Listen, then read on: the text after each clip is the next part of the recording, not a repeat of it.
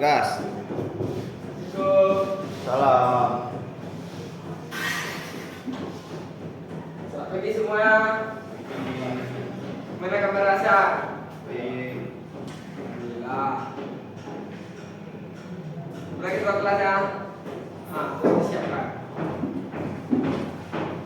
Sebelum mulai pelajaran begini, marilah kita berdoa. Doa mengucap masing mulai. Doa selesai. Ada yang tak ada kedua? Hadir semua Pak. Ada semua ya, bagus. Hadir untuk semua.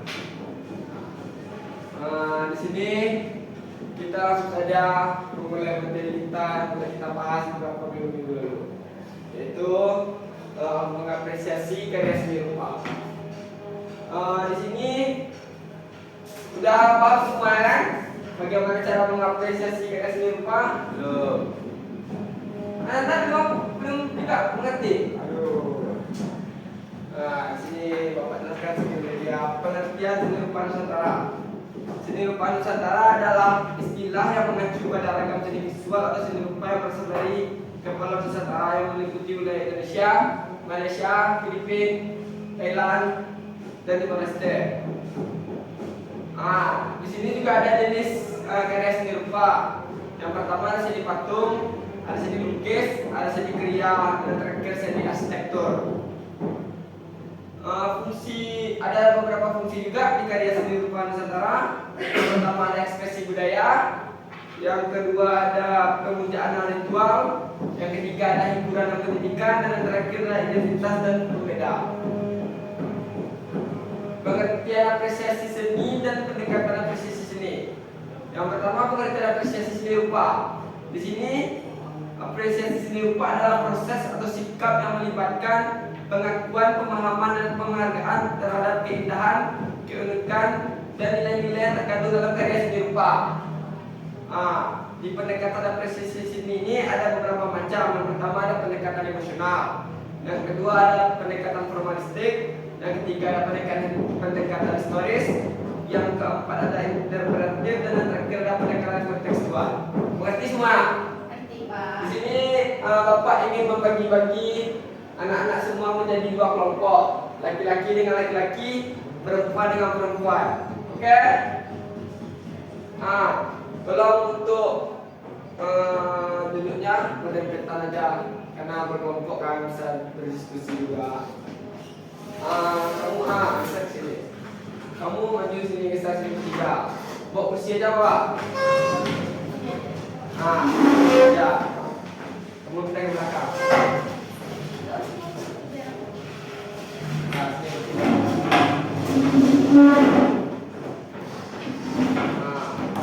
Ini yang laki-laki kelompok 1, yang perempuan kelompok 2. Bapak ingin bertanya atau mengasih soal kepada kelompok 1. Pertama,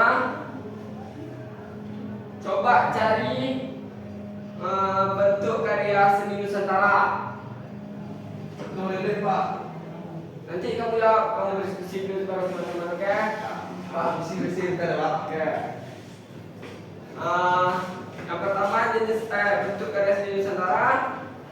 Yang kedua, jelaskan apa saja yang dimaksud dengan pendekatan apresiasi seni. Oke? Untuk kelompok 2, Bapak kasih soal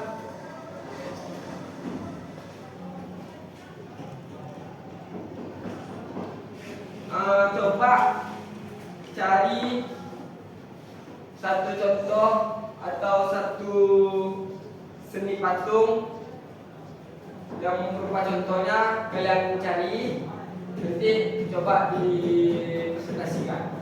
Oke? Yang terakhir soal untuk kelompok 2, sebutkan apa saja yang dimaksud dengan fungsi karya seni rupa, seni Nusantara. Oke? Di sini anak-anak semua bisa berdiskusi. Nanti Bapak kasih waktu sekitaran 5 menit. Setelah anak-anak semua diskusi, langsung kita jawab semua persoalan, oke? Sekarang waktunya untuk anak-anak semua berdiskusi. 5 menit ya.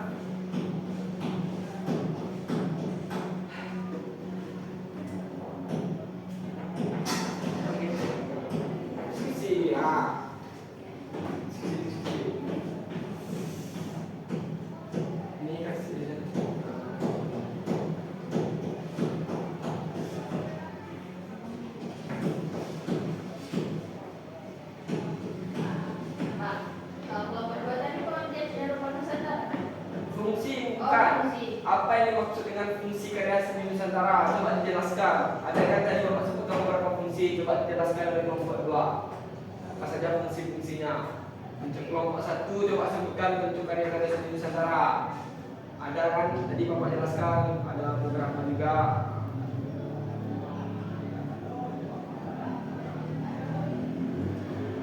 Udah? Dah. Nah, ini kelompok kamu lagi belum masuk dah? Nanti kalau tidak juga masuk sekitar 2 menit lagi atau 5 menit lagi, nanti ya kita bicarakan, oke? Sekarang siapa yang bisa jawab dulu? Kelompok 2. Untuk kelompok 2 coba dijelaskan persoalan tadi. Oke, tadi Bapak pertama menyebutkan jenis suruh kami menyebutkan jenis seni patung. Ya. Coba akan bacakan oleh teman saya jenis seni patung. Jenis karya seni patung Nusantara. 1. Seni patung meliputi patung-patung kayu, batu, dan logam yang menggambarkan tokoh-tokoh mitologis, dewa, raja, atau tokoh-tokoh sejarah.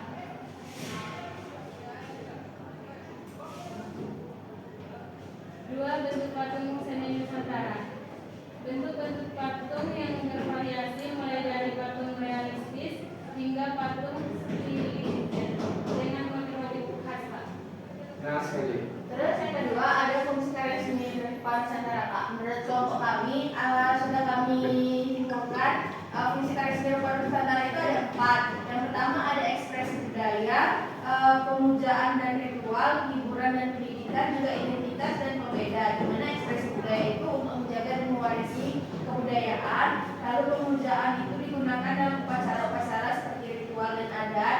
Untuk hiburan dan pendidikan menyajikan hiburan serta memberikan pembelajaran tentang sejarah. Lalu identitas dan pembedanya mencerminkan identitas lokal dan keunikan budaya suatu daerah. Ada tanggapan dari kelompok 1? Menanggapi jawaban dari kelompok 2? Tidak ada. Jadi rasa-rasanya benar jawaban dari kelompok 2. Beri tepuk tangan untuk kelompok 2. Benar. Apa yang dijelaskan oleh kelompok 2 itu benar semua. Memang yang pertama fungsi budaya itu menjaga dan mewariskan kekayaan budaya dan tradisi masyarakat setempat. Jadi kayak misalnya kamu tinggal di mana? Di Riau. Pasti ada sebuah tradisi atau budaya yang ada di sana. Salah satu contohnya apa kamu bisa menjelaskan?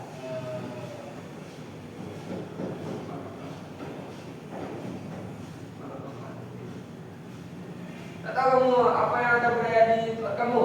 Tidak, saya Python, Pak. Di situ kan kamu jadian tugas untuk kamu yang apa budaya yang ada di tempat kamu, oke?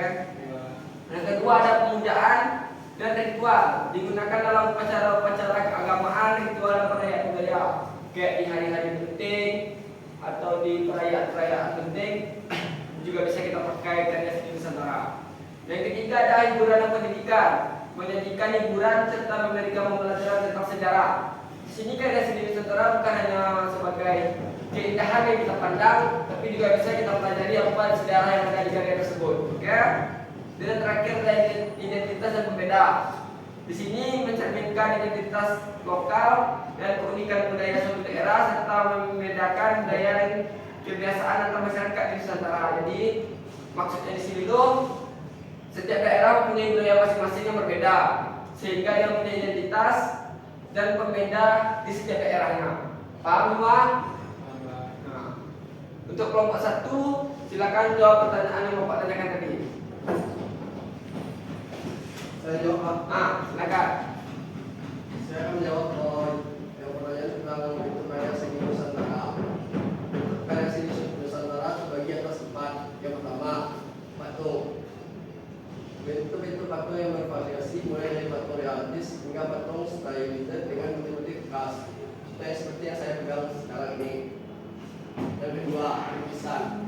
Lukisan tradisional dengan cara yang beragam termasuk lukisan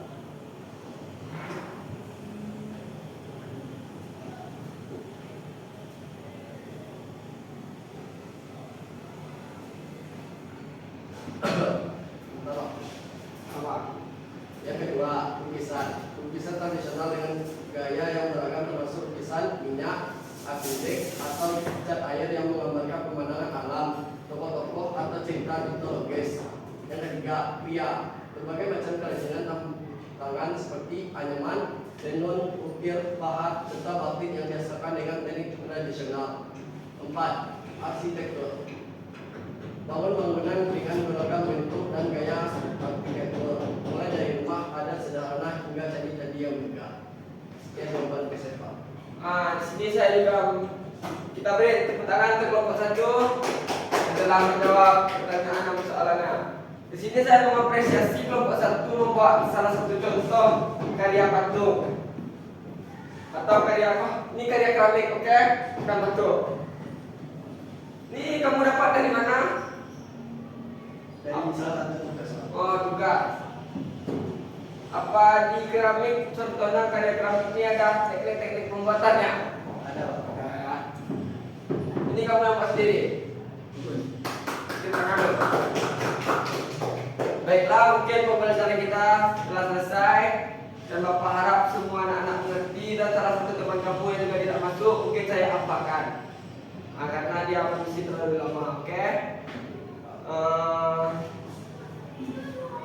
Jadi sebelum Bapak tutup, saya ingin mengasih atau memberi tugas, yaitu anak-anak semua bisa mencari apa saja budaya, apa saja tradisi budaya atau karya Nusantara yang berada di daerah anak-anak masing-masing. Oke? Nah, sekian dari Bapak. Kita tutup pembelajaran hari ini. Jangan lupa membuat tugas. Ya?